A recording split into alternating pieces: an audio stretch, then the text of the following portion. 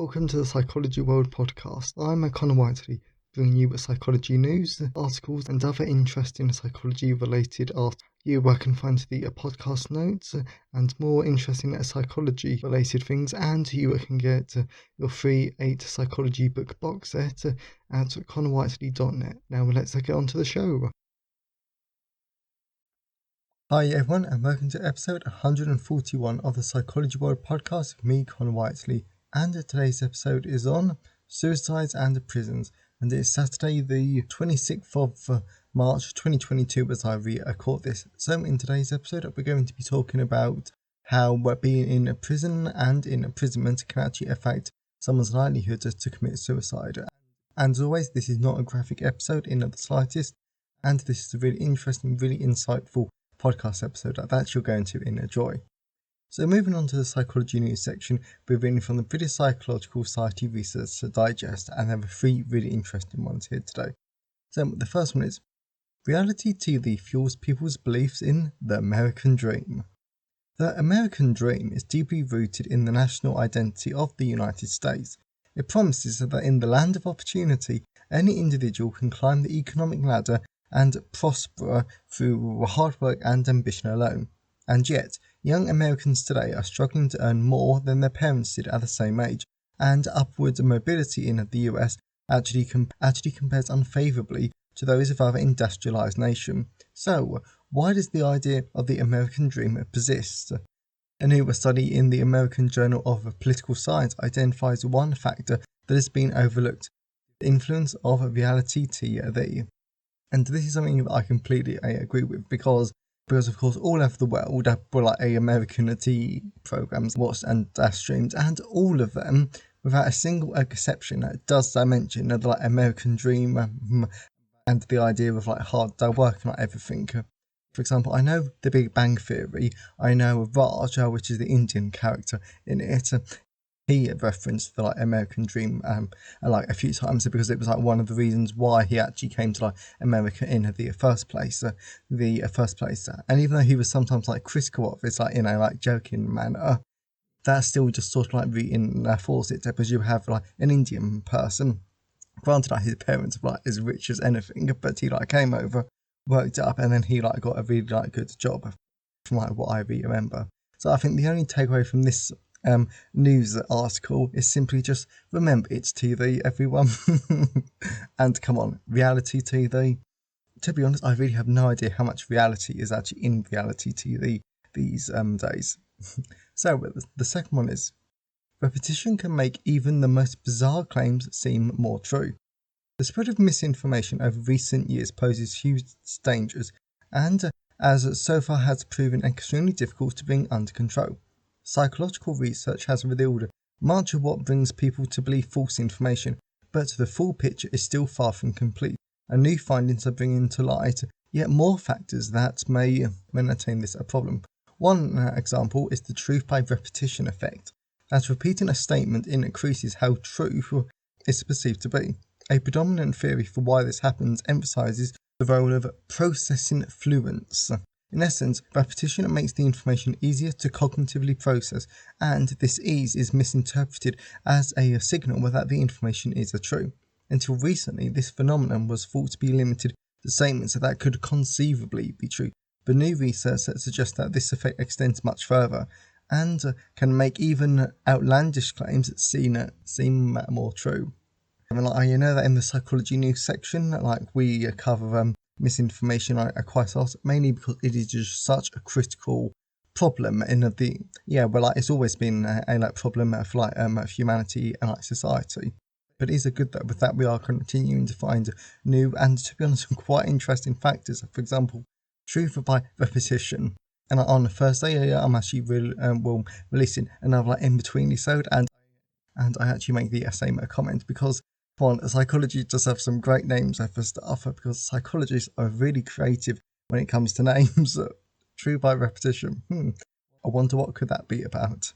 But anyway, we also link this back to persuasion. Persuasion, which is, to be honest, all what misinformation is actually trying to do, because it's trying to persuade you to believe this utter nonsense. And then I think it's called the sleeper effect. which is that if someone uncredible actually tells you some like false information, or they like try to like persuade you, then initially you're like you don't believe it, but over time, as you actually forget the person who actually told you, then it becomes more credible and more persuasive, because we're like, because you forget the like disaccredited person who actually told you. So very interesting, and let's hope that we do actually find some really effective methods in the future. So the last one is, decisions made by human experts can be just as inescrutable as those made by algorithms, but we don't realise it. Let's say that you've been found guilty of stealing a car. Would you prefer that a judge decided your punishment or an algorithm? Algorithms are increasingly taking over from people in making decisions in everything from the hiring of new employees to healthcare, as well as criminal punishments. Oh, I didn't know about criminal punishments. Oh, I don't know if that's concerning or not. Okay, no. But as the authors of a new paper in the Journal of Experimental Psychology General note, there is mounting public concern about just how algorithms reach their decisions. In some US states, for example, companies that use algorithms in hiring are now obligated to explain the steps of the process. However, open quote, this emphasis on making algorithmic decision-making transparent, although well-motivated, raises a paradox, close quote, argues Andrea Bonney at New York University and our colleagues. Judges, recruiters, and doctors aren't required to explain every decision, so why do we have such a problem with algorithms doing the same thing? The team thinks it's because we misguidedly believe that we understand human decision-making better than algorithm decision-making. In fact, they argue human decision makers, open quote, are often just as much of a black box as the algorithms that are meant to replace them, close quote. And yeah, to be honest, you can really understand this, because of course halfway through that I said, I don't know if I would prefer a like algorithm.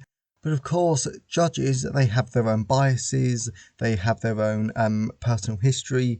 Yeah, and to be honest, algorithms might be fairer because algorithms might not have the bias and the lived experience and the stereotypes that we all have. But then algorithms are trained on data that they get from humans, and of course humans are biased. So yeah, that's very, very interesting, and that's something that we've just got to bear in mind. So really, really interesting psychology news section. So let's move on to the personal update. So we're moving on to the personal update. So I'm actually going to skip the personal update simply because the only stuff that I've actually been doing recently is stuff that isn't psychology related. But because it's Mother's Day, in the UK tomorrow, I've been doing some cooking, and then I've also done some gardening this morning with my family. And as always, I always love to hear the thoughts and feelings of today's episode. So you can always email me, connorwhiteley@connorwhiteley.net. You can always leave a comment at the show notes at connorwhiteley.net/podcast, and you can always tweet me on Twitter at sci-fi whiteley. I always love to hear from all of you because it really helps make the podcast feel more like a conversation. And today's episode has been sponsored by Forensic Psychology. So this is an absolute brilliant, really engaging book that actually teaches you a wide range of forensic psychology topics, including what forensic psychology actually is. For example, it looks at stuff like the theories of offending, what is forensic psychology, because that's the first chapter, and there's a lot more to forensic psychology that people actually realise. Then it also goes on to talk about in imprisonment, treating offenders, rehabilitation, and so many other absolutely brilliant topics that I cannot recommend enough. So I really do recommend this book. So that is Forensic Psychology, and you can get the ebook and audiobook from all major ebook and audiobook retailers, and you can get the hardback, large print, and paperback version from Amazon, your local bookstore, or local library if you request it. But if you didn't want to buy a book, but you still wanted to give the podcast a bit one-time support, then you can now buy me a coffee at buymeacoffee.com/ConnorWhiteley. So let's crack on with the podcast episode. So we're moving on to the content part of today's episode. So we're going to be talking about suicide and prisons. So we're stepping away from clinical psychology and looking at suicide through that lens. We're now to look at how the forensic psychology of suicide by looking at criminals and suicide. And this I've spoken about before in my forensic psychology book, but in today's episode we're going to look at it from a different angle, and this is going to be really, really interesting. So, when it comes to prison and suicide, so there are two danger zones for suicide, or when it comes to criminals. The first is when they are arrested and taken to jail, at the police station, or something like this before they go to prison. And then the second danger zone is when they go to prison itself. Both of these situations and places are suicidal danger zones, especially in the first 24 hours, because the criminal's future looks so uncertain to them. And as we've spoken about in the last podcast episode on suicide, it is that uncertainty about the future and inability to see a better one that leads to a suicidal idealization, then the attempt itself. As a result, this is why suicide rates in prisons are extremely high compared to the outside world. But besides from that lack of uncertainty, what other factors increase the risk of suicide in prisons? Crying wolf. That, and I should actually say that I'm not sure if this is a worldwide idiotism, because I'm pretty sure that the UK says this because I love it, because I live there. Yeah, but obviously. But I'm not sure if this is well known in America, mainland, mainland Europe, etc. Just don't worry about the idiotism itself, but because you will understand it. So now, of course, the Crying Wolf title isn't anything official, but it is an easy way to imagine what the research shows. For example, we have all seen at least once or twice a TV program or film where the prisoner screams about they're in pain, they need to see a doctor, and they're going to kill themselves if something doesn't happen. Then, if someone does help them, then they are attacked and the prisoners escape. In reality, this rarely happens, but because it is overly done on TV, it sort of becomes of our collective knowledge, so we expect it to happen. And this doesn't help the situation, especially considering what I'm about to say next. So, this does happen in the real world, and sadly, there are inmates that fake real suicide idealization, leading to prison officers to conclude that all prisoners are simply crying wolf and they are lying, meaning no prison officers are going there to help them. Personally, I can understand this because even the most compassionate prison officers can become immune to these cries for help.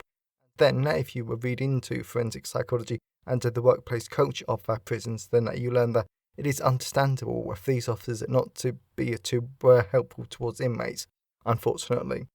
Hardening officers. As I mentioned in the above section, over time, as a compassionate and hopeful new prison officer gets to experience prisoners and what work is actually like inside a prison, this can lead them to hardening their attitudes towards inmates, making them harsher, stricter, and generally less likely to believe them, and this affects their judgment too. Again, I do understand this because it isn't easy working in a prison, and you must have to deal with some truly horrible people on the more extreme end of the scale. Then again, you will also get to work with some good people too, but that have simply made a bad choice. But as we know from cognitive and social psychology, we always tend to remember the bad more than the good. In addition, it is terrible that just desserts sentiment flow free in our society, meaning even if a prison officer believes the criminal will commit suicide, they may not bother trying to prevent it just because it is what the criminal apparently deserves. Prolonged sentences. A final reason for suicide in prisons can be linked to inmates who are serving a prolonged prison sentence, for example, a life sentence or a whole life sentence. As this prolonged length of prison time can make inmates think that suicide is a reasonable reaction to such a sentence, and interestingly, people on the outside believe it too. Of course, there are more people that serve long prison sentences and do not commit suicide, but depression and suicidality are common, like we've spoken about before. What is done? All prisons have different processes in place for suicidal inmates, but there are problems with everything. For example, in one place, if an inmate was seen to be suicidal, they would have their cells stripped of everything that could be used to end themselves with, even their sheets and mattresses. So the inmate was given a strange foam thing to cover themselves with at night. And even though in the blog post I've actually mentioned, I've sort of hinted what an inmate could do, I'm actually not going to say it on the podcast because because even like this hint is a bit graphic. So if you really want to know, just like go over to the blog post at connorwhiteley.net/podcast. In addition, if a suicidal inmates don't stop in their idolisation, then they can be moved to hospitals for treatment, and lots of other complicated and unfortunately bureaucratic processes can happen too. However, what is interesting is that Joseph H. Baskin, MD, says that impulsivity, suicidal inmates, are actually easier to work with because they want to be helped and regarded. So it might be easier to reach out, form a therapeutic relationship and help them. But still, the combination of hopelessness and impulsivity is deadly. Conclusion. So forensic psychology will always be one of my favourite areas of our psychology, but this is both a fascinating and tragic topic to look at, because retribution doesn't get us anywhere, so these just desert sentiments are deadly. And even though these people have made bad choices, it doesn't mean that they need to commit suicide. So hopefully in the future, more can now be done to prevent this and decrease the alarmingly high suicide rates amongst prisoners. So I really hope that you enjoyed today's episode and that you got something out of it. Yeah, sorry about that. My throat just went. So if you know someone who would enjoy today's episode, then please share it with them. I'm always really grateful when you wonderful people help spread the words about the podcast. And definitely check out Forensic Psychology, available in all but the usual places. And if you don't want to buy a book, but you still want to support the podcast, then please check out buymeacoffee.com/Connor Whiteley. So have a great day, everyone, and I'll see you next time. Thanks for listening today. I hope you enjoyed it. If you want to see the show notes, then please go to connorwhiteley.net. And if you want a free 8-book psychology box set, then please go to connorwhiteley.net. Have a great day, and I'll see you next time.